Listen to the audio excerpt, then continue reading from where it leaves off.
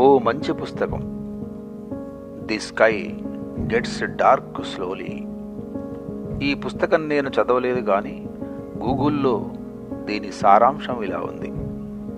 వృద్ధాప్యంలో డబ్బు అవసరం గురించి వివరిస్తూ ఆ సారాంశాన్ని ప్రస్తావించారు. నువ్వు వెల్లకిలా పడుకుని ఆకాశం వైపు చూస్తూ ఉంటావు. గగనంలో నక్షత్రాలు ఒక్కొక్కటిగా మాయమైపోతూ ఉంటాయి. నిన్ను ఒరే అరే అని పిలిచే స్నేహితులు ఒక్కొక్కరు రాలిపోతూ ఉంటారు. నీ ముందు నిక్కర్లేసుకుని తిరిగిన పిల్లలందరూ ఇప్పుడు యుక్త వయస్సులోకి వచ్చి నీ చుట్టూ చాలా హడావుడిగా తిరుగుతూ ఉంటారు. నీతో మాట్లాడే సమయం కూడా వారికి ఉండదు. నీ మీద స్పాట్లైట్ ప్రసరించడం మానేసి చాలా కాలం అయిపోయి ఉంటుంది. నీ జీవితంలో నువ్వు ఎన్నో సాధించి ఉండవచ్చు. నీ కీర్తి 4 దిక్కులా ప్రసరించి ఉండవచ్చు. కానీ ప్రస్తుతం దాన్ని ఎవరూ గుర్తించరు. ఈ సొసైటీ నీ గురించి పట్టించుకోవడం మానేసి చాలా కాలం అయి ఉంటుంది. దాహంతో దూరంగా ఎక్కడో ఒక కాకి అరుస్తూ ఉంటుంది. నీలాంటి వృద్ధుడు ఎవరో నీకు అప్పుడప్పుడు ఫోన్ చేసి ఇంట్లో తన అవస్థ చెప్పుకుంటూ ఉంటాడు. నీ అమూల్య అభిప్రాయాల్ని చెప్పడానికి ఒక్క శ్రోత ఈ ప్రపంచంలో దొరికిన సంతోషం నిన్ను తబ్బిబ్బు చేస్తుంది. ఈ యవ్వనంలో హెల్త్ ఇన్సూరెన్స్ మానేసి ఆ డబ్బు పిల్లల కాలేజీ ఫీజు కట్టావు. మధ్య వయస్సులో సంపాదించినది పిల్లల్ని అమెరికా పంపించడానికి ఖర్చు పెట్టావు. అందరితో నా కొడుకు అమెరికాలో, కూతురు ఆస్ట్రేలియాలో ఉంది అని గర్వంగా చెప్తూ ఉంటావు. ఎన్నేళ్లకొకసారి వాళ్ళు నిన్ను చూడడానికి వచ్చారన్నది మాత్రం చెప్పనే చెప్పవు.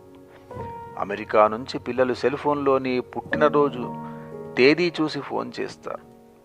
నీకు నీ మనవడితో మాట్లాడాలని ఉంటుంది, కానీ వాడు చాలా బిజీ. అర్ధరాత్రి ఏ నొప్పితోనో నీకు మెలకువ వస్తుంది. పక్క గదిలోని వారికి నిద్రాభంగం చేయాలా వద్దా అన్న మీమాంసతోనే తెల్లవారిపోతుంది. పక్క మీద గంటల రోజుల తరబడి పడుకోని ఉండడం సర్వసాధారణమవుతుంది.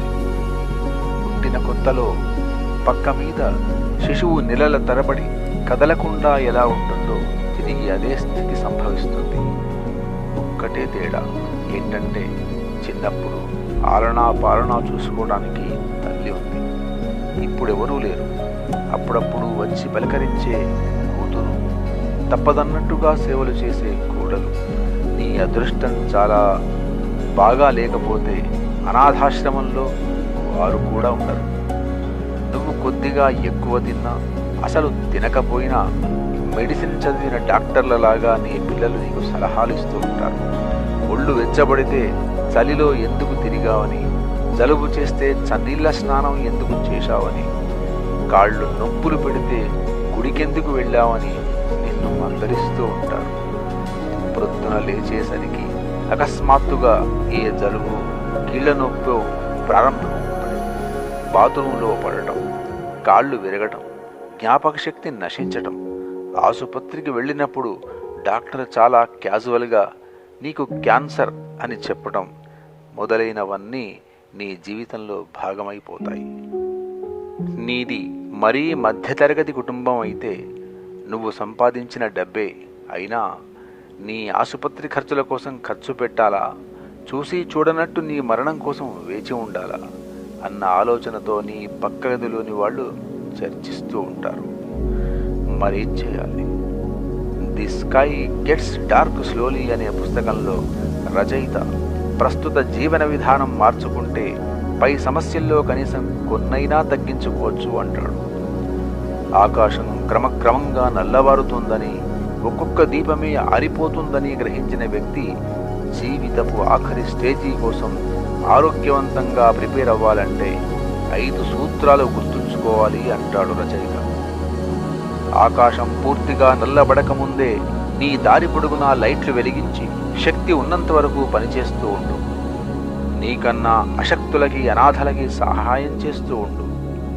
ఏకాంతం స్థానే శూన్యత ప్రవేశించినప్పుడు అది అతి తొందరలో ఒంటరితనంగా మారుతుందన్న విషయాన్ని నువ్వు ఎంత తొందరగా తెలుసుకుంటే అంత బాగుంటుంది. ప్రతి మనిషి చుట్టూ ఒక తావి ఉంటుంది. వయసు పెరిగే కొద్దీ అది సుగంధ సౌరభ పరిమళంగానో దుర్గంధపూరితంగానో మారుతుంది. ఎలా మారుతుందనేది నీ హుందాతనాల, నీ చాదస్త ప్రవర్తనల మీద ఆధారపడి ఉంటుంది. పిల్లలు పుట్టగానే లావవటం సహజం అనుకోకు. జిహ్వాచాపల్యం తగ్గించు. ఒక వయసు వచ్చాక తిండి ఆనందం కాదు, అవసరం మాత్రమే. వయసు పెరిగే కొద్దీ శరీరం ఇచ్చే సంకేతాల్ని గమనించు. వయసు వల్ల వచ్చిన అధికారంతో నీ చుట్టూ